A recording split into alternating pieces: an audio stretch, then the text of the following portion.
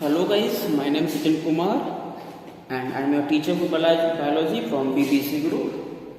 Guys, कल जो हमने किया था जो हमारा टॉपिक था कल का, हम पढ़े थे बेटा गैमेटोजेनेसिस। और गैमेटोजेनेसिस से अब तक जो हो चुका है आपका स्पर्मेटोजेनेसिस कंप्लीट हो चुका है और साथ में oogenesis। ये आपको याद रखना होगा कि स्पर्मेटोजेनेसिस में जो एक माइक्रोस्पोर मदर सेल होती है उससे 4 स्पर्म का फॉर्मेशन होता है या 4 स्पर्म बनते हैं। वहीं पर जो oogenesis में बात करते हैं तो जो एक मेगास्पोर मदर सेल है उससे सिर्फ एक ही ओवम का फॉर्मेशन होता है। आज का जो टॉपिक है वो है हमारा मेंस्ट्रुअल साइकिल। मेंस्ट्रुअल साइकिल क्या होता है, जिसको आप नॉर्मल भाषा में एमसी बोलते हैं।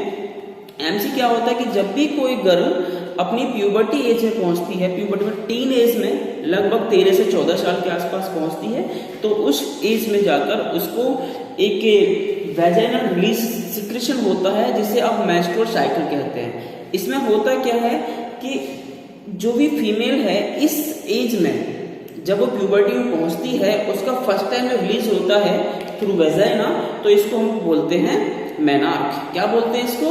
मेनार्क। इसका याद रखेंगे।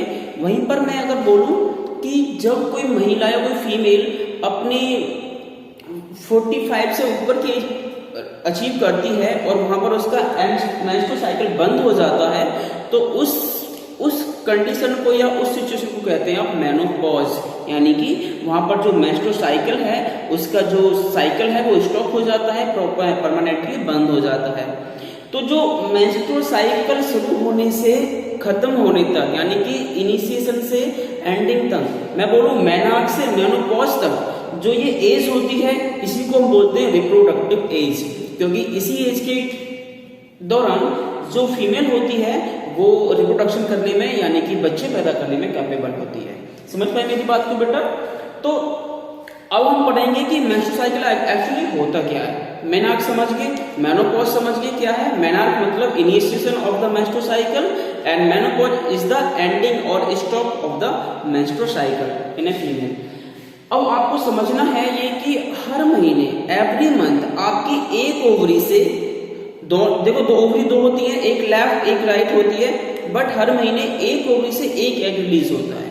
एक एग रिलीज होता है और वो जो फीमेल है उसके फीमेल की फैलोपियन ट्यूब में आके स्टे करता है ताकि कोइटिस यानी कि कॉपुलेशन हो और उसको स्पर्म मिल सके और वो इजीली फर्टिलाइज होके एक बच्चे की बर्थ कर सके। तो ये हर महीने होता है। इस महीने इस वाली ओवरी से एक आएगा, नेक्स्ट मंथ इस ओवरी से एक एग आता है। मतलब इस तरीके से साइकिल चलता है इनका।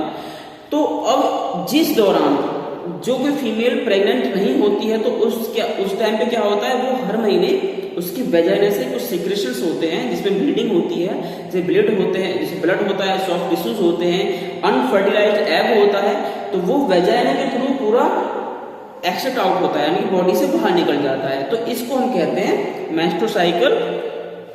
ठीक है। अब एक्चुअली में समझते क्या कि मेंस्ट्रुअल साइकिल के दौरान आपकी जो फीमेल की बॉडी है उसमें क्या क्या चेंजेस आते हैं, क्या क्या चेंज होते हैं वो देखना है। देखो चेंजिंग के पैरामीटर मैंने यहाँ पर लिखे हुए हैं। एक तो चेंज होना है आपकी थिकनेस ऑफ एंडोमेट्रियम लेयर में। एंडोमेट्रियम लेयर क्या चीज है बेटा? आपको पता होगी जो यूटेरस की जो इनर लाइनिंग वॉल है, जो इनर लेयर है, उसको हमने कहा है एंडोमेट्रियम लेयर। आपने पिछली क्लास में पढ़ चुके हैं कि यूटेरस में 3 लेयर्स होती हैं, याद है ना? तो सबसे लास्ट वाली जो है वो एंडोमेट्रियम लेयर।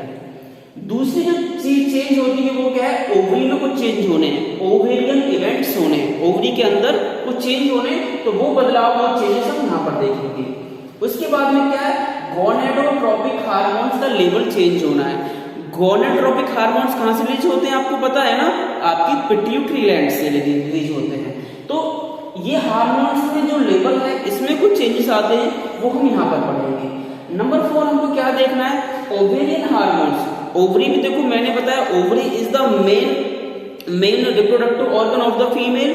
तो ओवरी में क्या है? मेन है, मतलब कि वो कुछ हार्मोन्स रिलीज करती है। तो ओवरी से निकलने वाले हार्मोन्स में क्या चेंज होता है वो हम यहाँ पर देखेंगे। और लास्ट में हम क्या देखेंगे कि बॉडी टेम्परेचर में क्या चेंज आता है फीमेल का ड्यूरिंग द मेंस्ट्रुअल साइकिल, यानी कि पूरे महीने के दौरान जो फीमेल की बॉडी है उसके टेम्परेचर में कितना उतार चढ़ाव होता है वो हम यहाँ पर पर देखेंगे। और इनके रेस्पेक्ट में हमने यहाँ पर डेज को लिखा है कि कौन से दिन किस प्रकार से बदलाव होता है, चेंजेस आते हैं। आपको पता है कि मेंस्ट्रुअल साइकिल जो है रिप्रोडक्टिव एज में ही होती है और साथ में ये कुल मिलाकर नॉर्मली 28 डेज की होती है। ऐसा नहीं है कि हार्ड एंड फास्ट रूल की 20 डेज की ही होती है, किसी किसी के कम ज्यादा, किसी के कुछ पहले हो जाती है, किसी कुछ बाद में हो जाती है, बट ऑल ओवर एक एवरेज निकाल के देखें तो 28 डेज की एक साइकिल होता है। तो अब हम कहां से शुरू करते हैं बेटा?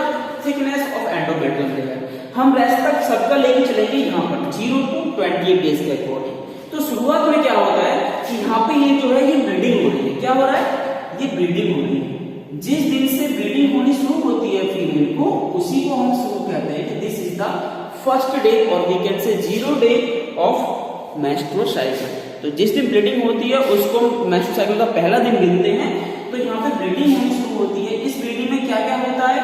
इस ब्लीडिंग के अंदर जो यूटेरस की एंडोमेट्रियम लेयर है वो डीजेनरेट होकर नीचे गिर जाती है।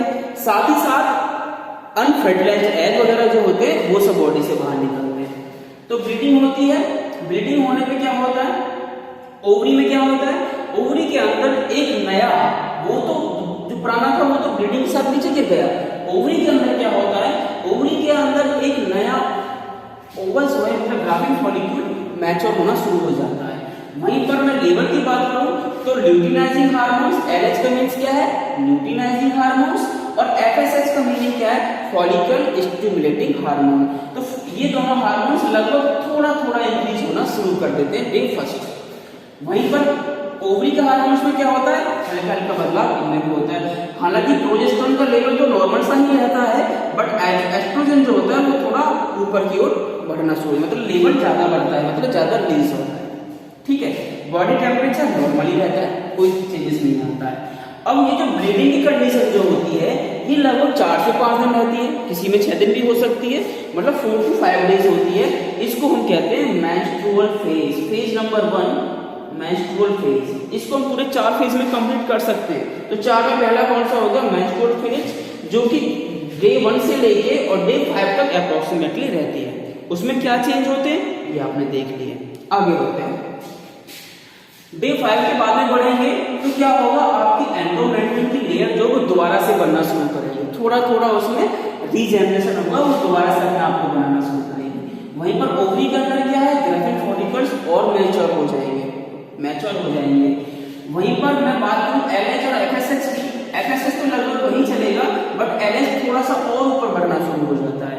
वहीं पर ओवरी हार्मोन्स की बात करूं तो प्रोजेस्टेरोन तो अपने लेवल में रहेगा, लेकिन जो एस्ट्रोजन हार्मोन है उसमें और थोड़ा ऊपर की ओर चेंज आना शुरू हो जाता है। वहीं बॉडी टेम्परेचर की बात करूं तो नॉर्मल ही रहता है, और ये होता है आपका लगभग 5 से लेके लगभग 14 दिन तक, 13 या 14 दिन तक ऐसा रहता है।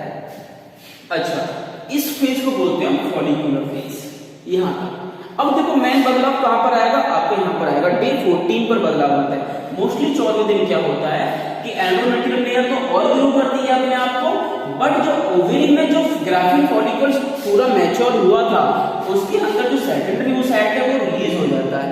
मतलब फॉलिकल पूरा मैच्योर हो चुका है और वो रप्चर हो जाता है, फट जाता है, ब्रेकडाउन हो जाता है, और उसमें से एक हम कह सकते हैं ओवम बाहर निकल जाता है।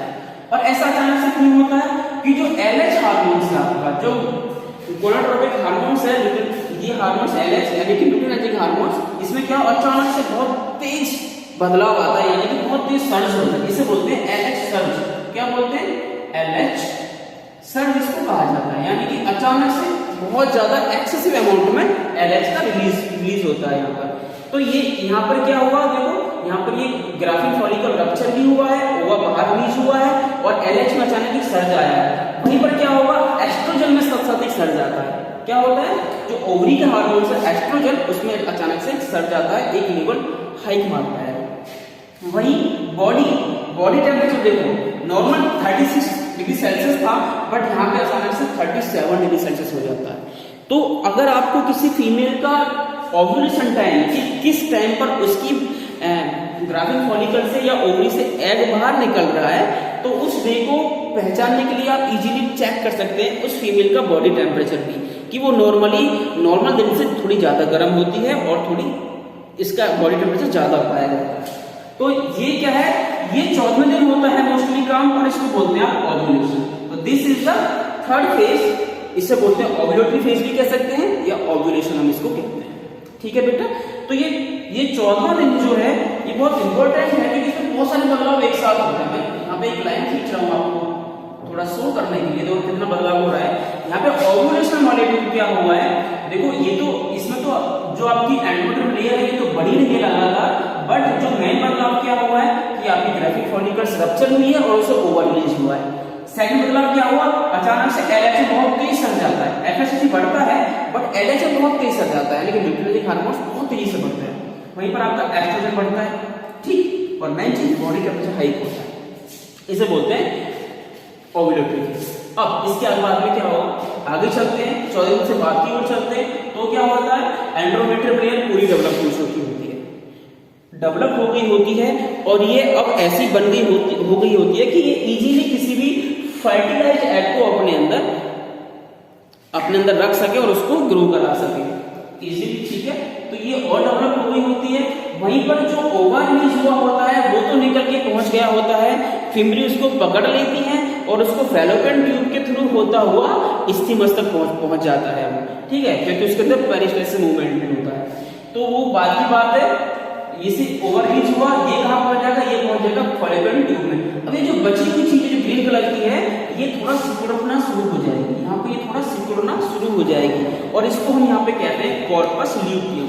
क्या बोलते हैं इसको, इसको बोलते हैं कॉर्पस ल्यूटियम कहते हैं। ठीक है, बाकी LH और FSH दोनों ही थोड़े नीचे आना शुरू हो जाते हैं, एस्ट्रोजन भी थोड़ा नीचे आना शुरू हो जाता है, बट प्रोजेस्टेरोन का लेवल जो है आपकी इस फेज में आके बढ़ जाता है। प्रोजेस्टेरोन का लेवल जो होता है ना, ये जो फेटल है या जो बच्चा है पेट में प्रेगनेंसी के दौरान उसको सेव करने का काम करता है। आपने कई बार देखा भी होगा कि जो फीमेल होती है वो कहती है कि जो फीमेल में प्रेगनेंसी होती है तो उस दौरान उनके पेट में कुछ दर्द होता है कि मुझे दर्द हो रहा है, तो उनके डॉक्टर्स जो है ना एक इंजेक्शन लगाने की सलाह देते हैं, हाइड्रोक्सी प्रोजेस्टेरोन। तो उसमें क्या होता है, प्रोजेस्टेरोन यही वाला हार्मोन होता है जिससे कि वो बच्चे को आसानी से सेव कर सके और उसमें एबॉर्शन के चांसेस बहुत कम हो जाते हैं। तो मैंने क्या बताया कि इस वाली फेज में, जिसको हम सेकेंडरी फेज या न्यूट्रल फेज भी कहते हैं, 14 दिन के बाद में जो शुरू होती है, इसमें क्या होता है कि आपकी एंडोमेट्रियल लेयर पूरी मैच्योर हो गई होती है, आपको ये जो ग्राफिक फॉलिकल था ये सिकुड़ गया होता है, श्रिंक हो गया होता है, और श्रिंक होने से क्या कॉर्पस ल्यूटियम बनता है। वहीं पर LH और FSH थोड़े नीचे आते हैं, नॉर्मल कंडीशन में आते हैं, but in the case of progesterone ये थोड़ा हाई हो जाता है। ठीक है, और बॉडी टेम्परेचर धीरे धीरे धीरे डाउन होना शुरू हो जाएगा। अभी डाउन नहीं हुआ है बट हल्का सा ऐसे ही बना रहेगा, थोड़ा नॉर्मल से थोड़ा हल्का ऊपर रहेगा। ठीक है, तो इसे बोलते हैं हम सेकेंडरी फेज या न्यूट्रल फेज है। और लास्ट में आगे अगर ये जो ओवर रिलीज हुआ था और ये इस फीमेल किसी मेल के साथ मैटिंग नहीं हुई है तो मतलब कि फर्टिलाइजेशन तो होगा ही नहीं, तो क्या होता है फिर उस कंडीशन में ये फिर से धीरे धीरे डीजेनरेट होना शुरू हो जाती है। क्या, एंडोमेट्रियम लेयर। ये जो कॉर्पस ल्यूटियम श्रिंक हुआ था वो सिकुड़ के और छोटा हो गया होता है और उसको आप बोलते हैं कॉर्पस एल्बिकेंस। कॉर्पस एल्बिकेंस इसको कहा जाता है। वहीं पर LH और FSH फिर से अपने नॉर्मल कंडीशन में आना शुरू कर देते हैं और जो आपका एस्ट्रोजन प्रोजेस्टेरोन है वो फिर से अपने नॉर्मल कंडीशन में नीचे लेवल जो है डाउन होना शुरू हो जाता है। तो वही आपका बॉडी टेम्परेचर फिर से डाउन होना शुरू हो जाता है और यहाँ पर आपका 28 डेज की होती है, यहाँ पे साइकिल फिनिश हो जाती है, इस साइकिल का एंड हो जाता है। ये कंडीशन है कि जब फर्टिलाइजेशन वगैरह नहीं हुआ है, मतलब कि इस फीमेल की किसी मेल से मीटिंग नहीं हुई है, सेक्स नहीं हुआ है, कॉपुलेशन नहीं हुआ है। अगर कॉपुलेशन हो जाता है, सेक्स हो जाता है तो क्या चांसेस होते हैं, ये जो ओवर रिलीज हुआ था ये आपके फैलोपियन ट्यूब में मिल जाएगा स्पर्म से और वहाँ पे क्या हो जाएगा, वहाँ पे फर्टिलाइजेशन हो जाएगा, जाइगोट का फॉर्मेशन हो जाएगा। तो उस केस में क्या होगा, ये सारी चीजें नहीं होती है, फिर ये साइकिल जो है स्टॉप हो जाती है। अगर प्रेगनेंसी रुक जाती है, फर्टिलाइजेशन हो जाता है, जाइगोट बन जाता है, तो फिर अगले मंथ से उस पर ये साइकिल नहीं आने वाली, ये फीमेल नॉर्मली प्रेगनेंसी में आ जाती है और ये साइकिल स्टॉप हो जाती है जब तक कि वो प्रॉपरली बर्थ नहीं हो जाए और उसके बाद के समय तक। ठीक है, तो बेटा को समझ पाए मेरी बात को। ये क्या है आपका, this is the diagram of menstrual cycle, ये आपको थोड़ा पढ़ना है और मैं आपको नोट्स की पिक भेज दूंगा, बाकी आप उनसे लिख लेना। कोई दिक्कत हो तो मुझे कॉलेज आके आप मालूम कर सकते हैं, ठीक है। बाकी ये चीज़ें आप अपने डायग्राम में बना लेना कॉपी में। Thank you.